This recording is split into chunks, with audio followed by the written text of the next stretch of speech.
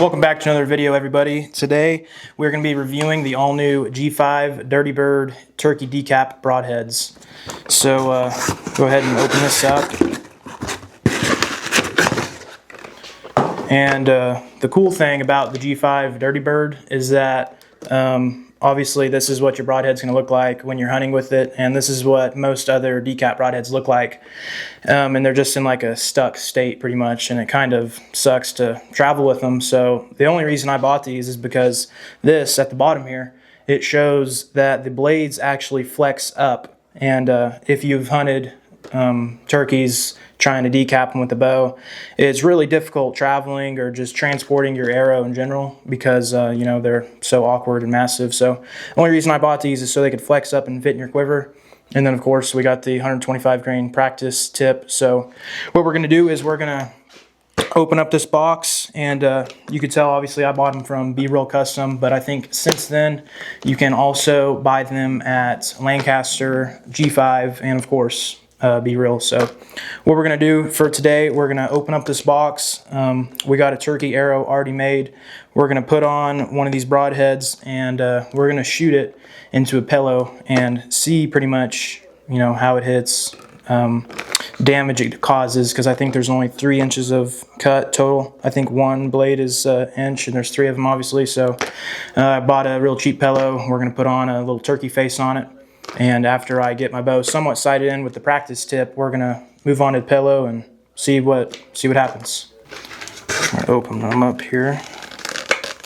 It says on the back they got folding blade system, magnetic retention, and the blunt tip obviously at the base here, just to hit it with all that trauma and force if the blades don't do enough damage.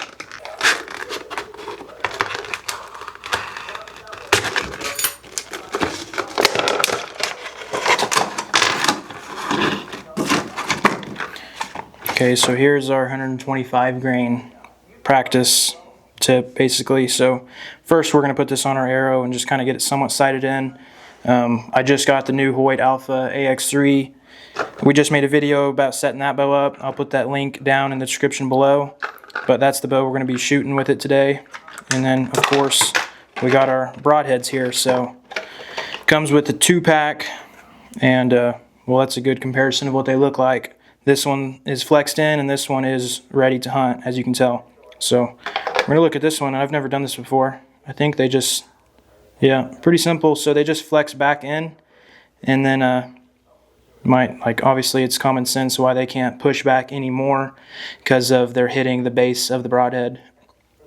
And there's also a magnetic point at the top and bottom, so when you flick them up, they're kind of stuck in that position because the magnets and whatnot. And then you can just take these little ears down here and flick them down like that.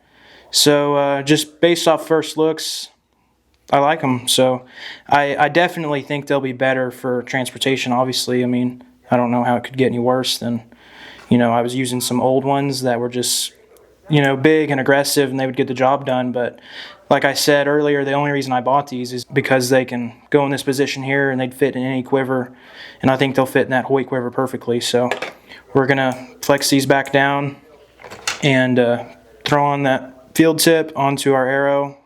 We got one long arrow, and we're gonna go somewhat sight the bow in, maybe 20-30 yards total, and start shooting it. Okay, so here we got a comparison. So this is the new G5 Dirty Bird. They flex up, flex back down on magnets with the big blunt tip head at the front. And then here we have a Magnus bullhead. And I'm not sure if they still make these or not. These are pretty old, from my dad's bow shop back in the day. And these are actually what I used, or I've tried using the past few seasons. And obviously these don't flex up or anything. They're stuck in that position. But though I've tried to, you know, turkey hunt DECAP method for a couple seasons now, I've never actually been successful at it. So like I said, I can't really prove that one works better than the other yet, because I've never actually killed one. But I mean, just based off first glance, maybe this one's a little bigger, a little bulkier. This one, like I said, just an inch on each blade for a total of 3 inches total. And overall, there's not a crazy amount of difference, obviously, besides the one's able to flex in, one's able, you know, it's kind of stuck in that position. So I think that's what's so appealing about the new G5 Dirty Bird is that, you know, it's so much easier to transport and just move and fit any quiver basically. So this is an old one compared to the new one. So we're gonna go put the field tip on and start getting the Hoyt Alpha AX3 sighted in somewhat. I think we'll only be able to max shoot this in the field maybe 30 yards max. So we're just trying to focus on our 20 right now, 20 and 30. So once we get that pretty good with the practice tip that comes with the broadheads, we're gonna go shoot our pello with the G5 Dirty Bird. We're here at 10 yards and we got the long turkey arrow, our Lucky Tom arrow actually, and we got the 125 grain practice tip on the end. And like I said, 10 yards, I have no idea where it's gonna hit because I've never practiced with this arrow or this weight before, so I'm just guessing it's gonna go low, but it's what we're here to see.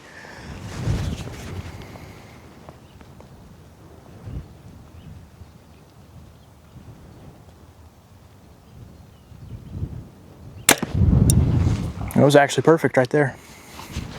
Right in the middle, 12 at 10 yards, so probably go back to 15 next and just keep aiming with my top pin. But I mean, hopefully it goes like that, save us a bunch of time because that was perfect. We got 10 yards. We shot the 125 grain field tip, about maybe 10-15 arrows. We shot it at 10 yards, 15 yards, and 20 yards, and it was hitting pretty good. So decided it's time to switch to the G5 Dirty Bird. So we got a pello down here with the turkey head on it, and we got a slow-mo camera down here facing it, and we're only going to shoot 10 yards with it. But I've never actually done this before. Got the Hoyt in hand, so kind of excited, kind of nervous to see what it does. Honestly, I'm not really sure what's going to happen here, but we're just going to go 10 yards and see if we can kill turkey.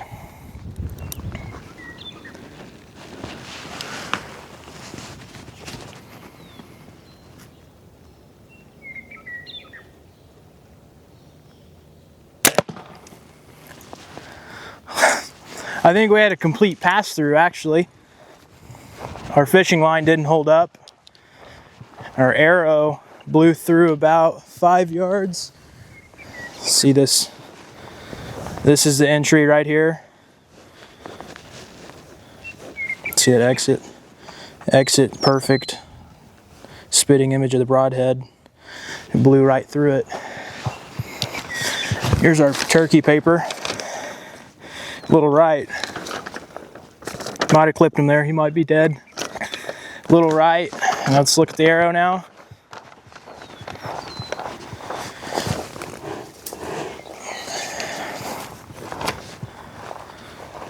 Broadhead held up. Some of the blades flexed in, but still good.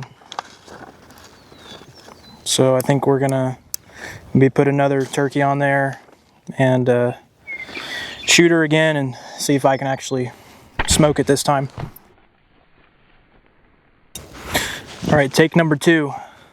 Wind's a little violent right now. The turkey head's swirling a little bit, but I put a few clicks in my sight, so hopefully we hit this one on.